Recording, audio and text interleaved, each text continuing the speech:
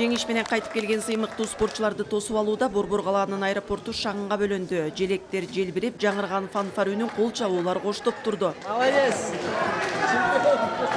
Венгрияда спорттун карате шотокан түрү боюнча өткөн 14-дүйнөлүк чемпионатта Кыргызстандын спортчулары өлкөнүн намысын коргоо үчүн жогорку деңгээлдеги чеберчилигин, туруктуулугун жана кайраттуулугун көрсөтүштү. Мыкты даярдыгы менен өжөрлүгү атаандаштарына моюн бербей жеңиштерге жеткирди. Спортсменге биринчи место алыш бул өтө чоң сезим да. Айта албайсың деле кандай экен. Канча тер кетип, күндөр түндөр уктабай, пораженияны билип, утуп кеткен өзүнчө бир сезим да чоң.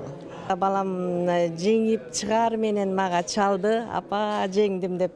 Абдан чоң толкундоолор болду, сүйүндүк, көз жаш болду, жеңиштин көз жашы болду.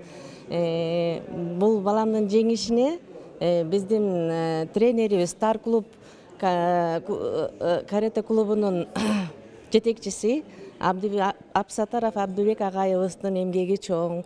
Мына ушул кишинин астында балам 7-8 жашынан бери ушул клубка катышып, ушул спорттун ушул түрү менен тынымсыз машыгып келе жатат. Кыргызстандын карате боюнча курама командасы 13 медальга ээ болду. Жалпысынан кыргызстандык спортчулар 5 алтын, 3 күмүш жана 5 коло медаль алды. Первая борьба я вышла с итальянкой. Финалга мен Испаниянын, Израилдин жана Казакстандын кыздары менен чыктым.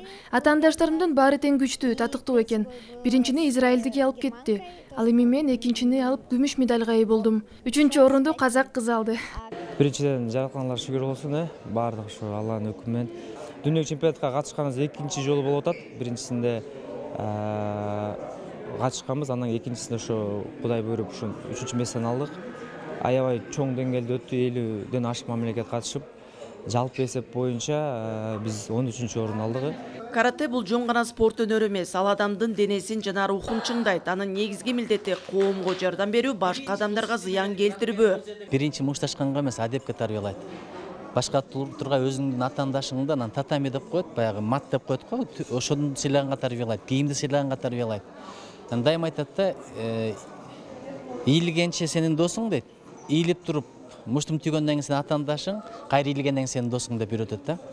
Ошонун өзгөчөлүгү бар. Анан руханий жактан дөнүктүрөт, физикалык жактан дөнүктүрөт, анан интеллектуал жактан дөнүктүрөт да. Бул кайнап турган деген түшүндүрөт. Карате деген мааниси дайыма кайнап туруштун алдыга отту ичкеретип туруш керек да, туурабы? Машыктыруучулар да каратенин маанилүүлүгүн белгилеп, спорттун бул түрүнө жакшы көңүл бурулса деген ойдо. Алар тиешелүү булактар менен колдоо жетишсиз дешет.